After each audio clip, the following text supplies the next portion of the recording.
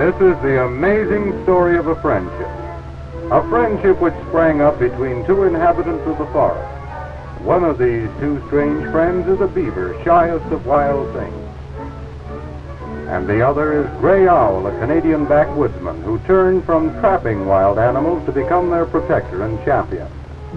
His father was a Scot who married a full-blooded Apache Indian in Mexico. Gray Owl selected Canada as his country of adoption and became in turn a trapper, fire ranger, and guide. When the Great War started, he enlisted in the 13th Montreal Battalion.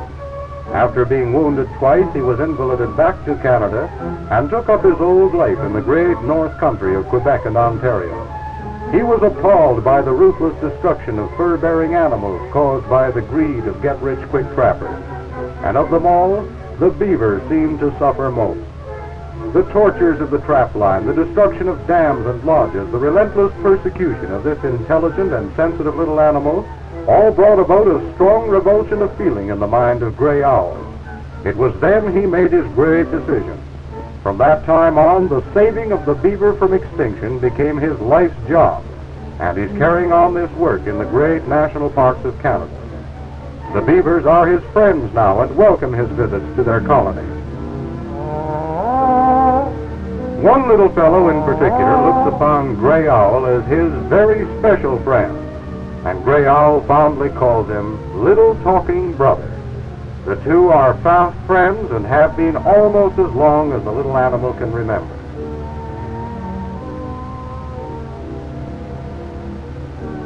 And here's how it all happened. One day, while Gray Owl was busy working around his camp, he happened to look over toward the edge of the clearing and saw a tiny ball of fur rolling uncertainly toward him. A baby beaver. The poor little waif was too young and lonely to worry whether Gray Owl was an enemy or not. He only knew that here was the first friendly touch he had felt since that awful day he had found his mother lying cold and skinless at the water's edge. His whole short life had been turned topsy-turvy, but now all was peace and quiet, and everything seemed to be becoming all right again. The strange new food tasted rather nice, too. Yet in all the excitement of his new life, he never forgot that all good beavers keep themselves neat and tidy. And so the happy days slipped by, except perhaps in those friendly wrestling matches with Mrs. Gray Owl. Little brother hardly realized that he was growing up. And what an appetite! His mother would have been proud of his table manners, even though she might have been a bit surprised at his forsaking minced poplar leaves and shredded birch bark for fried potatoes, boiled rice, and apples. But he never allowed his new life, so carefree and happy, so different from that of his ancestors, to make him lazy or careless. He was always very particular about his toilet. That was born in him, just as it is in every beaver. His broad tail makes a useful seat. A loose-jointed claw on his hind foot serves as a comb, and he brushes his coat with his strong forepaw. Now it happened one day, as he sat there grooming himself in the warm sunshine, that he looked up suddenly, and he saw another beaver swimming toward him. Well, it was so long since he'd seen one of his own tribe that he was a bit shy at first. But the newcomer evidently wanted to make friends, and before long, little brother was even offering him his food. The call of his kind was strong, and almost before he knew it, he was away with his new companion. As a matter of fact, this was what Gray Owl wanted. He wants the beavers to be his friends in their natural life. He has no desire to domesticate them or turn them into pets.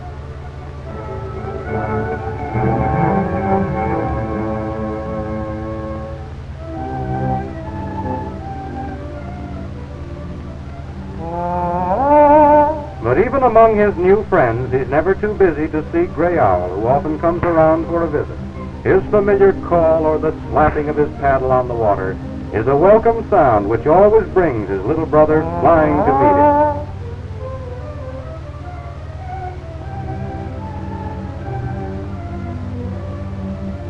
He knows well that there will be some favorite tidbit of human food for him in the bottom of the canoe, some morsel which will remind him of those happy days when he was growing up in the Gray Owl household. But this time he can't stay very long. These are busy days in the beaver colony. So with a little squeal of thanks, he dives away, back to the job. You see, the summer is nearly over, and there's a great deal of work yet to be done on the new lodge to make it snug and cozy before the winter freeze-up.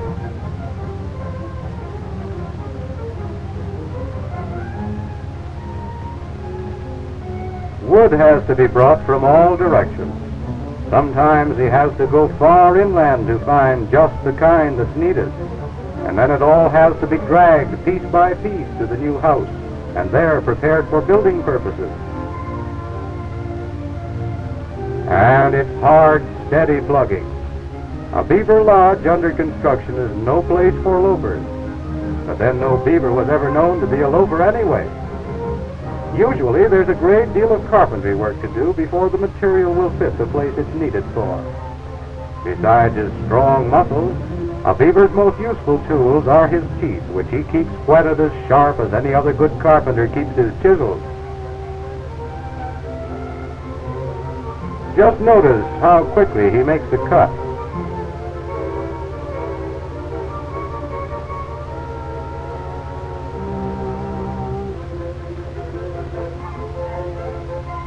It's a matter of seconds, not minutes. 1, 2, 3, 4, 5, 6, 7, 8, 9, 10, 11, 12. 12 seconds. How many carpenters could do that with their teeth? From time to time, he runs over to see his chum, giving him a friendly little nudge and standing by to help with the heavy timbers if he'd need it. There's Gray Owl. Let's go over and say hello. So away they go together, because his chum has learned to love the tall Indian just as little brother does. As always, there's some morsel of food for them in the bottom of the canoe. But now they must eat and run, because the freeze-up will soon be here, and there's still a lot of work to do. This must be goodbye to Gray Owl till spring. Back to work they hurry. Stick after stick is carefully placed to strengthen the walls and roof of the lodge. Marvels of animal engineering are performed in their construction. It's easy to see how the expression busy as a beaver came about. As an example of industry and determination, Canada's national animal offers an object lesson which we humans might well emulate.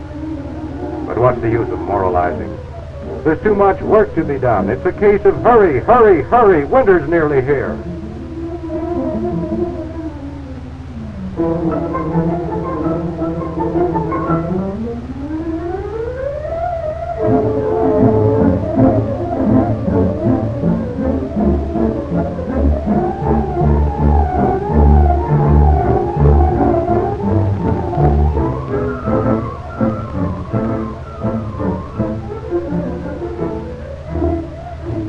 After the carpenter work is done, plastering begins.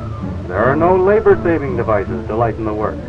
All the mud which will bind together the framework must be carried up an armful at a time and then packed down hard.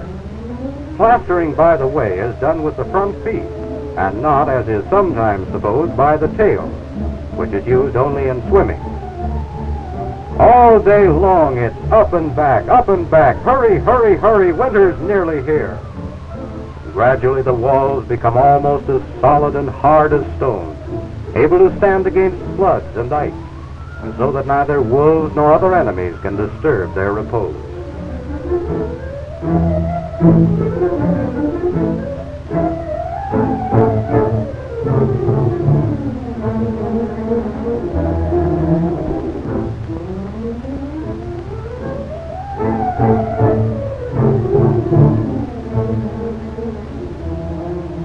At last the job is done. There is perhaps a last little strengthening of the main entrance with mud, a final inspection, and Gray Owl's little brothers are all ready for the long winter's night.